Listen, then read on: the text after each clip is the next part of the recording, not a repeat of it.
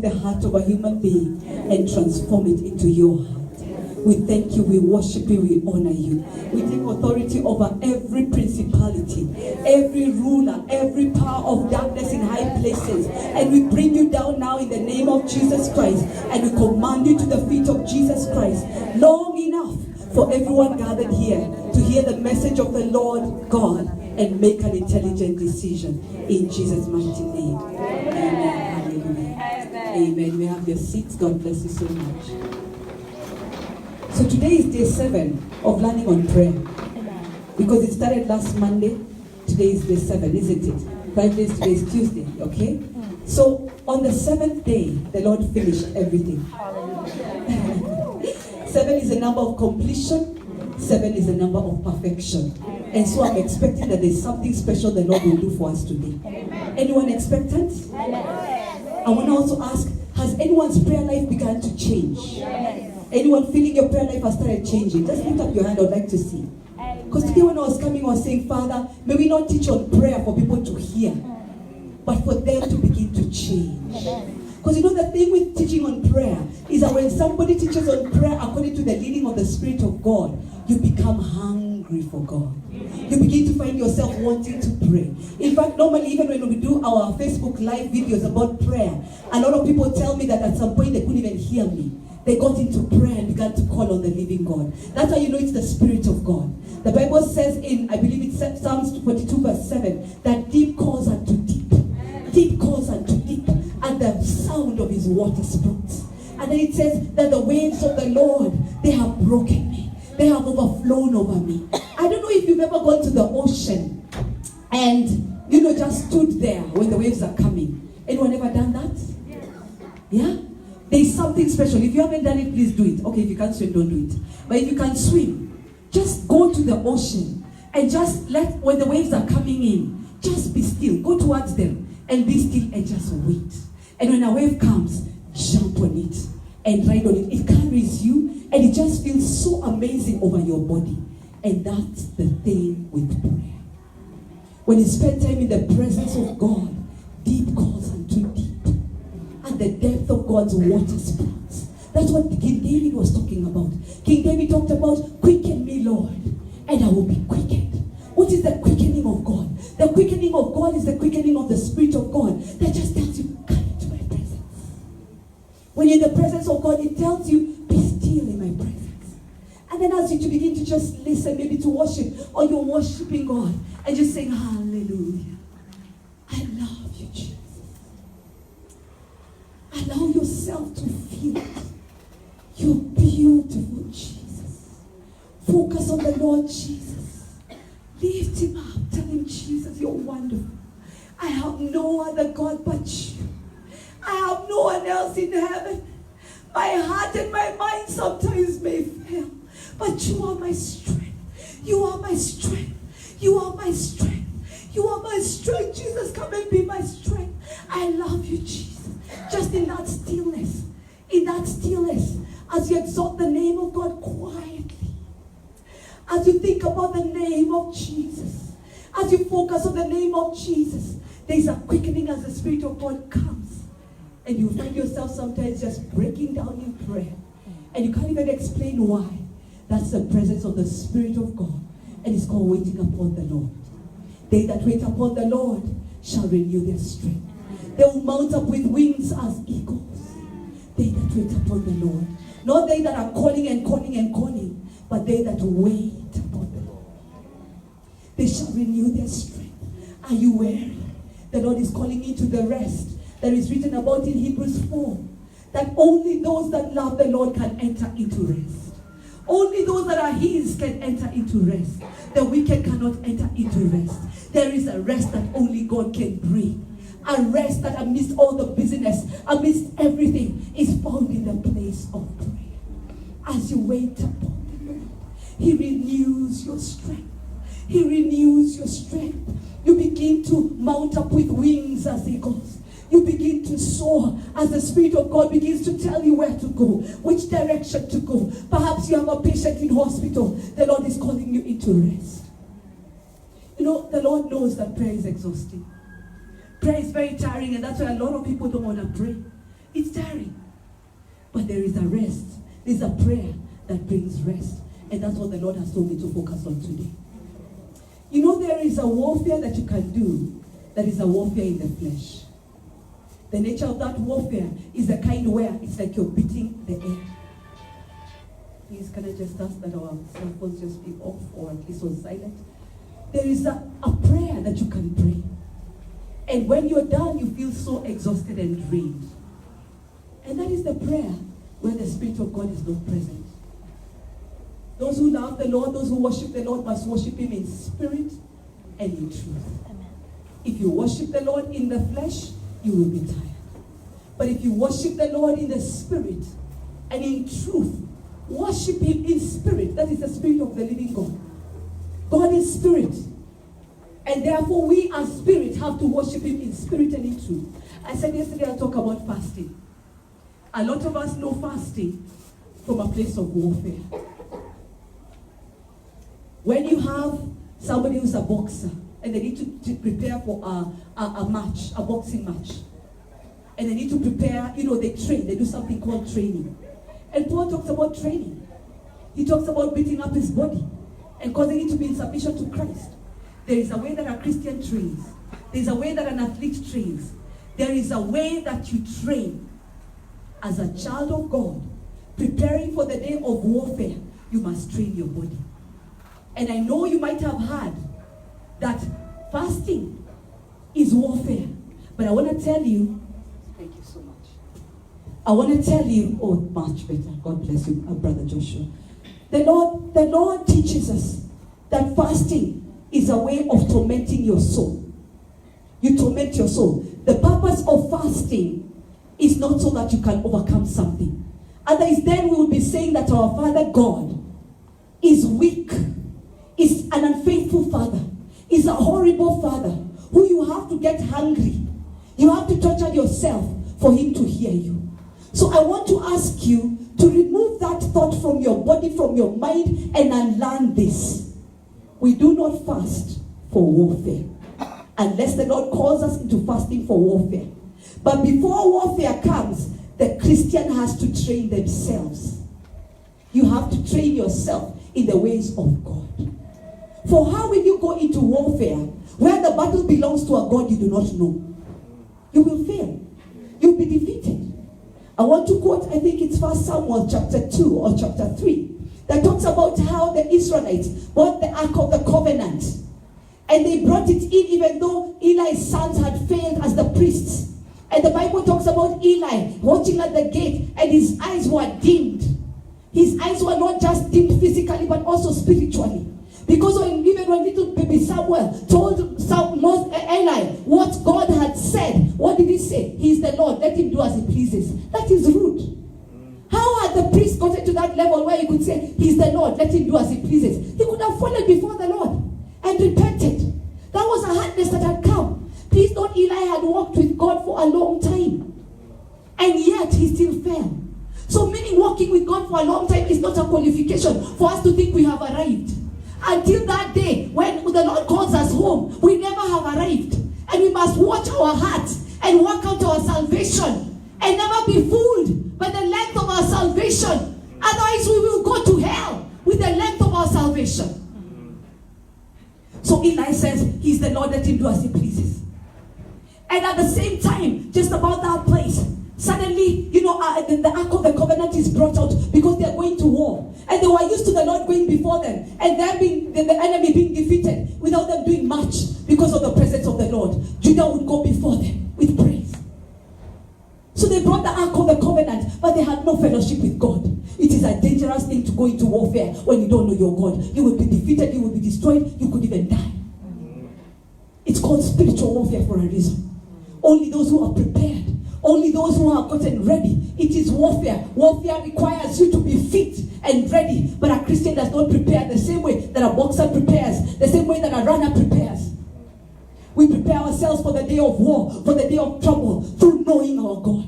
And that is in the place of prayer. And you cannot pray without fasting. The Bible talks about when we fast. So the Israelites decide to bring the Ark of the Covenant. And they bring it out. And suddenly they begin to shout. Because they were used to a particular religious way of operating. Sometimes you can shout, but it's empty. Sometimes you can dance, but you have no revelation. Sometimes you can be shouting hallelujah, but you don't even know who you're saying glory in the highest to. Because you have no closeness with God. You don't know God. Do the unbelievers pray? Yes. Do the people who are not in the Christian faith pray? Yes. Do the Buddhists pray? Yes. Do the mushroom worshippers pray if they are mushroom worshippers? Everybody prays, pretty much everybody. Except maybe the atheists. But everybody prays. Satanists pray. I remember in the year 2000, I nearly died. And one of the things that I was told in a revelation by a man of God is that he could see God. And he told me, and at that time he was telling me, the Lord was also telling me, that there's a Satanist who I had worked with. A guy who was a Freemason. Some of you believe it's just a good boys, big boys club. It's not. It's a satanic cult. And the Lord told this man of God and confirmed it to me that they had been fasting for 21 days and 21 nights, asking Lucifer for my soul that I may die. I had just attempted suicide, swallowed all sorts of tablets, and I told God, just before I die, I want you to tell me, was it my fault when I was raped? And I was telling God, God, I've walked with you for the last 8 years, but I've seen you. You use people like doormats. Let me die and go to hell. I have served you, and yet I continue in depression. I have served you, and yet I continue in discouragement. I have served you, and nothing changes in my life, and I have nothing to live for. It's clear that even you have rejected me, and I'm not worthy to be in your presence. So I'm going to commit suicide today. But before I die, at least do me an honor of telling me, was it my fault when I was raped 2 years ago? And then I took all these tablets. The Lord showed me it wasn't my fault. Then I said, where were you when I was raped? And I took all these tablets, a concoction of tablets. I remember taking about 15 to 20 Piritons. They should have been enough to kill me. I took all these other tablets. I can't even remember what they are. But I took over 40 tablets. Then he said to take a walk one last time. And I was walking through Westlands. And I found the church office. That time I was going to a church called Nairobi Lighthouse Church. It was the first church I went to when I left the Catholic Church, where the Lord told me, come out, let me lead you to another place. And I'd been taught about the Holy Spirit. I'd learned a lot from that church. But I began to move away because I was feeling disoriented. God had anointed me mightily, but without me having been delivered, without me having been healed. And that's why I say it's a dangerous thing for a Christian to be anointed heavily and to move heavily under the glory of God when you don't know who you are in Christ. And as I was taking a walk, God in His mercy led me onto this path. And then I just saw, welcome to Nairobi Lighthouse Church. I said, I'd forgotten that these guys are on this street. And I got in. And this man of God received me and he was telling me, I just began to talk. I told him everything about my life. And I'd reached the end. I was going to die anyway. I was already dizzy. The things were fading and everything. And the guy told somebody, hold her hand and pray in tongues. You know, there are times you only pray in tongues. When you don't know how to pray, you don't know what you're dealing with, you pray in tongues. By moans and groans that cannot be understood. Yesterday we learned Romans chapter 8. The Spirit of God intercedes through us. So you groan and you moan and you cry because someone's about to die. So he rushed. Later on I got to find out, wonderful guy called John Magangi. Later I got to find out that he had actually gone to tell somebody, I'm Shikilia service. He was supposed to be preaching. But God positioned him next to the gate for me. So they were interceding and praying for the service. Little did they know that there's someone who had a call of God on their life but didn't know who they were. And that day I was going to die and I was going to go to hell. But God in His mercy positioned that man together with a few people around him. And as I was telling him all the nasty things I'd done and condemning myself, this man of God looked at me and told me, I see Jesus next to you. And he says, you have a great call of God on your life. And I couldn't understand it. And I said, I've already taken all these tablets, I'm going to die. And the guy told me, Jesus is telling me, he's so angry right now. You've been working for a Freemason. And he led you to a path. And he's been fasting together with several people. He knows who you are. He saw you on the front pages of a newspaper. By the way, that front page of a newspaper, I was performing a dance where I was wearing something this short and just dancing. I didn't know who I was. Saved but lost. Saved but lost. Struggling. Trying to find my identity. And he told me, I see Jesus. And Jesus is saying right now, you've been working for a Freemason. He's been fasting and praying together with some people for 21 days, 21 nights, because they know who you are. And the intention is so that you may die, because you are dangerous. Last year, one of those principals in ODM was one of those Freemasons. So for me, as I came face to face with the warfare last year, if you watch the videos, it was also very personal because I knew who that person was. And it's not right now, just so that somebody doesn't get uncomfortable. And I was looking, and I'd actually forgotten, by the way. Then the Lord reminded me and told me, look at the principles. One of them is the one who fasted and prayed. I said, oh, yes, that's him.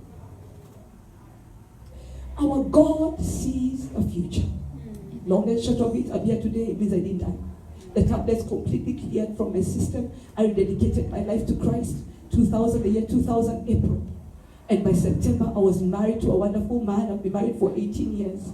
And we've been serving the Lord together with our children. And God is faithful, He sees. But it took also an honest prayer to Him. Do not pray a superficial prayer to God. I was disrespectful to Him, but it came from my heart. I told Him, God, you use people like donuts. I've been serving you and nothing is moving. And today I'm going to die and go to hell because I don't deserve you and I'll never fit in. And I said, just tell me one more thing before I die. Was it my fault? The rape, was it my fault? That's all I wanted to know. Then I went ahead and tried to commit suicide, but the Lord said no. He led me to the right place. Prayer will save your life, even if you are lost. Prayer will save your life, even if you're lost. I've come to learn about the power of prayer and fasting. I know that message was for somebody. I've come to learn about the power of prayer and fasting. Prayer and fasting requires us to enter into the presence of God. And, you know, we are in this flesh, this body. And this body, sometimes I wish I could just get out of it, but then you cannot preach without a body. So this is our vessel. You have to take care of it. But for you to be able to encounter God in a powerful way, for you to be able to be positioned for blessing, for you to be able to be positioned for the Lord to use you, you have to do what is called a spring cleaning. And fasting, as it begins, is a spring cleaning. When you enter into prayer and fasting, enter in not so that God can do something for you, but enter in to deal with this flesh. The Bible has taught us only one way to deal with the flesh severely, and that is to fast. When the boxer, when the runner is preparing to go into competition, there is a diet that is stipulated for them. They can't eat chips, they can't eat samosas, they can't eat junk, they eat certain things. In fact, boxers even drink eggs, wet eggs, just like that one of media. They drink, all sorts of things because they are working on protein and building their bodies and all that. But for the Christian to get ready for warfare, to get ready to be used by the Lord, you have to do the opposite. You starve your physical body and you feed the spirit.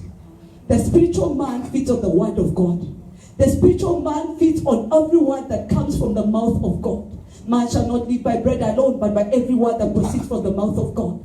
But because of the fallen nature of our physical, because of the fallen nature of our flesh, because of some behaviors that our flesh has learned by the time you meet Jesus Christ, when you enter into fasting, the body, by the way, will fight. It will fight. And what you begin to learn is let the body fight. You fight. In the meantime, the spiritual man is saying, Jesus, feed me. Jesus, show me the way. Jesus, deal with me. Jesus, I'm waiting upon you. Jesus, I call on you for direction. Jesus, I'm here humbling myself through prayer and fasting because without you, I cannot make it. Jesus, your word says you are the true vine. Outside of you, we can do nothing. So, Lord, this is my process of grafting myself onto you until the fruit that comes out of me is completely different. Galatians chapter 5 talks about how the spirit was against the flesh and the flesh against the spirit. So as you begin to fast, what happens is that the spiritual man gets stronger as the physical man becomes weaker. The spiritual man gets stronger as the physical man gets weaker and weaker. And your appetite begins to change. So much so that you will find that even if you like sugar, suddenly you don't like sugar.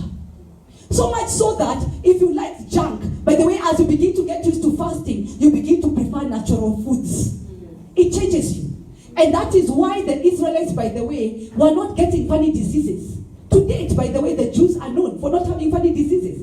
In the Holocaust, they decided to starve them. so that they could die. Because they had tried to use bullets and it was too expensive. So they decided to starve them in Auschwitz, I think. I don't remember whether it's called that. It's got a funny name. But they decided they were going to starve them in the Holocaust places, in those places where they were going to kill them. And they decided to starve them. But those who had come suddenly with heart conditions, they became better. Amen. Those who had gotten high blood pressure, suddenly they started feeling better. Those who had even diabetes, instead of going into the diabetic coma, they got better. Because the Jews understand fasting. Once a year, they have something called Yom Kippur, where every Jew across the world fasts. If your neighbor is sleeping, please help them by waking them up. You know, there's some altars that hold us, such that kama tulikuwa tunafanya ndombolo ya solo, you'll be very awake.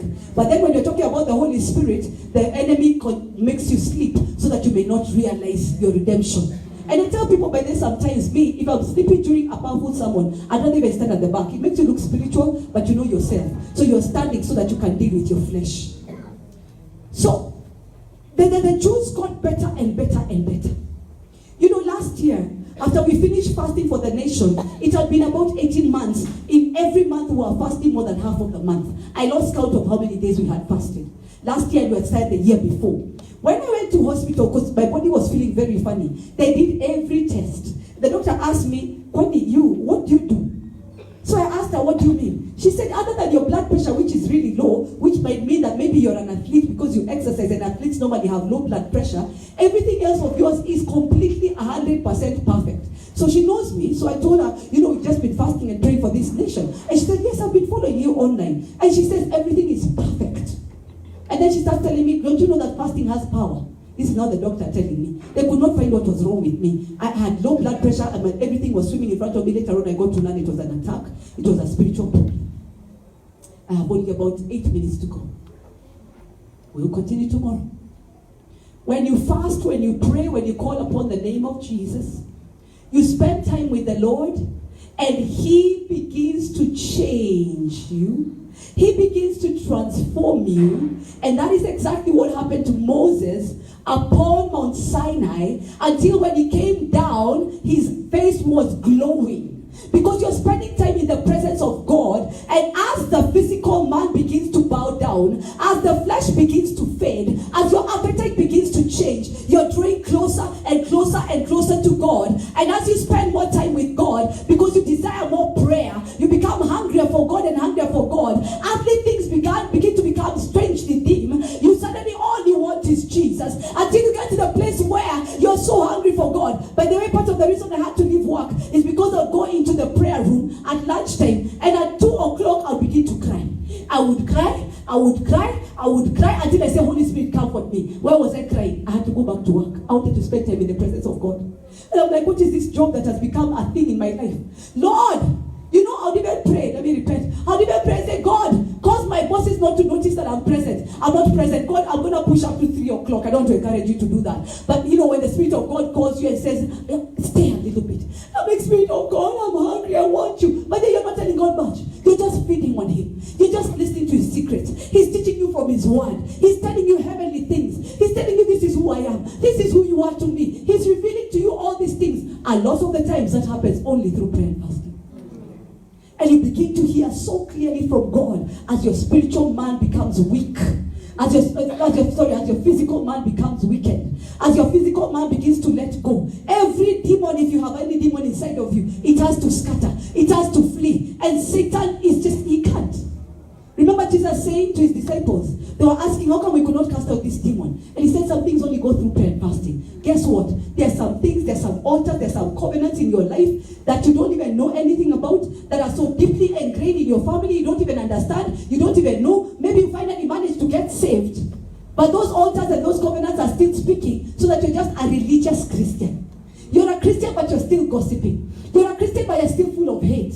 You're a Christian, but you're still fornicating. You're a Christian, but you're still drinking in secret. You're a Christian, but you still, when it comes to things to do with prayer, group prayer, you're fine. But individual prayer, you can't even do 10 minutes. Your appetite is completely different. You want something different. You're a Christian, but you still listen to secular music and dance to Beyonce. I'm a single lady or whatever it is she sings. And yet this woman has actually said that a certain demon called Sasha Fierce comes upon her. We have videos showing her and her veins and everything. Yet a Christian is still there saying, I'm a single lady. No wonder you're not getting married. Listening to funny secular things.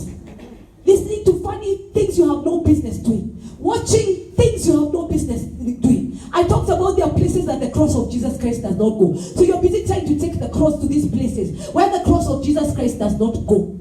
And by the way, let me tell you something. The reason why we have 80% Christians or 85% so-called Christians, and there's nothing happening much in our nation, is because of this very same problem. Because a lot of us don't know the Lord. We don't know him. Moses spent time in the presence of God. And when he came down, he had to wear a veil. Why? Because of the way his face was looking. Do you know that there's a look you have when you spend time in the presence of God? You'll have a certain glow. There's a certain look. I love it. I love deliverance especially. Because normally a lot of the ways I know whether somebody after being delivered has continued to pray, to see God's face, to pursue the Lord, and to say, I'm never going back to that place again. The way that I know is by looking at their faces. There is a glow that believers have. There is a look. God is the best makeup artist ever. Whatever now our Facebook artist, you are supposed to take your photo and then artist you put it where and then and by the way, if you've done that thing, please repent, because that is trying to correct the work of God. You know, we're always doing these predictions on Facebook and I don't know, on social media and all that, and we are engaging in occult and witchcraft and in divination without even realizing that's what we're doing. And then you wonder, God, why is my life like this? Then you're taking fasting. Every enemy of mine must die in the name of Jesus Christ. You're reading a book. Oh, die by salt in the name of Jesus Christ. Die by fire in the name of Jesus Christ. Moses spent time in the presence of God. When he came down, he covered his face with a veil because they could not bear to look at him. Today, we do not cover ourselves with a veil. We allow the glory of God to shine into our situations and our circumstances. As he spent 40 days and 40 nights crying, weeping before God, spending time with God, the Lord transformed himself unto him. The word for that visitation is Ruach HaKodesh. Ruach HaKodesh is a Hebrew word for the Holy Spirit, the breath of God. The same breath when you got life in your mother's womb, it's what God breathed into you. So when we are born, as much as you have the Adamic nature, we are born with the Spirit of God. So when you begin to fast and to pray, what you're dealing with is the flesh. You're telling the flesh you must die. This appetite that I have, I don't know, watching movies until 2 a.m. This appetite that I have for soap operas. This appetite I have for gossiping. This appetite I have for oversleeping. This appetite I have for hating people and feeling proud. And all that you call your sin. And you tell the flesh, you and I, we're going into war. The spiritual man versus the physical man. I was created to lift up the name of Jesus. You will not fight against me. You will be buried into the ground. And if I continue to be your slave as the spiritual man, I will go to hell. While you will be in the ground just being eaten and you have turned into soil. Me, I'm the one who will suffer. So the spiritual man must overcome the flesh. And you do serious warfare. And you ask the Lord, let me be naked before you. But unlike Adam, I do not want to be ashamed. So be naked. Tell the Lord, this is who I am. This is how far I've fallen away. This is what I've done. And let me tell you what God does. Numbers chapter 12. I'll just read it for you very quickly. Numbers chapter 12. Moses was busy. Moses was very busy minding God's business. His big brother and big sister. Incidentally, by the way, this is the same sister who helped to save Moses' life in the basket. Your works can become nothing before God compared to a man of prayer. Your age, if you are senior, if you are older, it doesn't matter. When somebody has been spending time in the presence of God, God becomes a very deep fighter for them. He'll fight for what's for you that you didn't even know about. So, God calls a conference in Numbers chapter 12. And he says, hear now my words. If there is a prophet among you, I, the Lord, I make myself known to him in a vision. I speak to him in a dream. Not so for my servant Moses. He is faithful.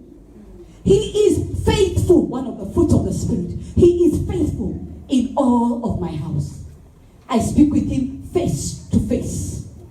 Even plainly and not in dark sayings. And he sees the form of the Lord. There is a prayer where you speak to God face to face. There is a prayer where you see the form of the Lord. He may be invisible, but you see God clearer than you see any human being next to you.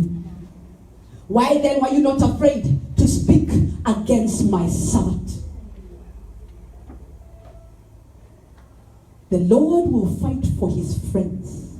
The ones who spend time in his presence. The ones who hate sin. The ones who cry as they're obeying God because it hurts. I had a lady once that I keep quoting.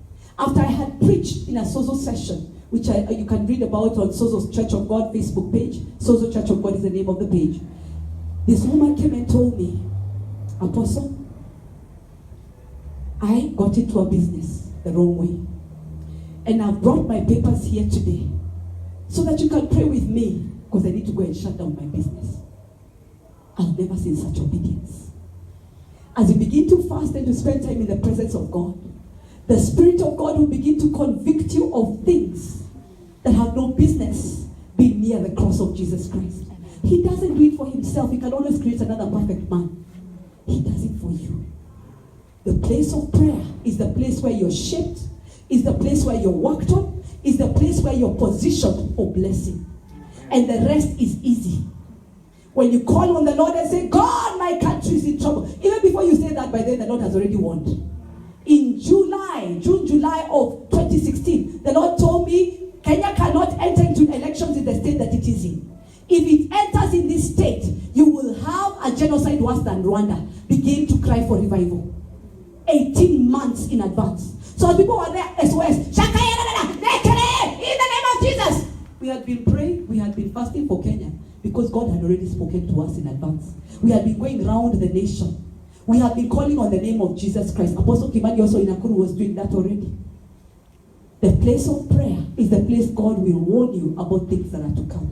The place of prayer is the place where God will hide you the way he hid Nehemiah. Every time Nehemiah was being set up back in a Sanballat, he sent what? An assistant. This message was preached by my son, 17-year-old son. I wanted to pull him out of class to come and teach this message. Incidentally, by then he didn't know I was preaching on prayer at TSC, but on Sunday he said he was preaching on prayer during our youth service. And I was shocked, I was just crying. And the Lord was just reminding me, your latter will be greater than your past. You may have sinned, you may have failed. At the age of 17, you were so confused. You'd only gotten saved a year earlier. But look at your son, he's a prophet. Look at your son, he's a worshiper. Look at your son, he hears me clearly and can teach the other youth how to move, how to go. Sanballat was trying to set up Nehemiah. But every time he tried to set up Nehemiah, what happened? Nehemiah sent his assistant. Tried again. Come, let us negotiate. You know, I'll not attack you. I'll not tell on you. But the Lord whispered to Nehemiah. So Nehemiah still, even in that threat, said, I do not negotiate for myself. Sent his assistant. My life is not my own. We've been crucified with Christ and we therefore no longer live. Let us enter the place of crucifixion, and in that place we will see the risen Messiah. God bless you. See you tomorrow.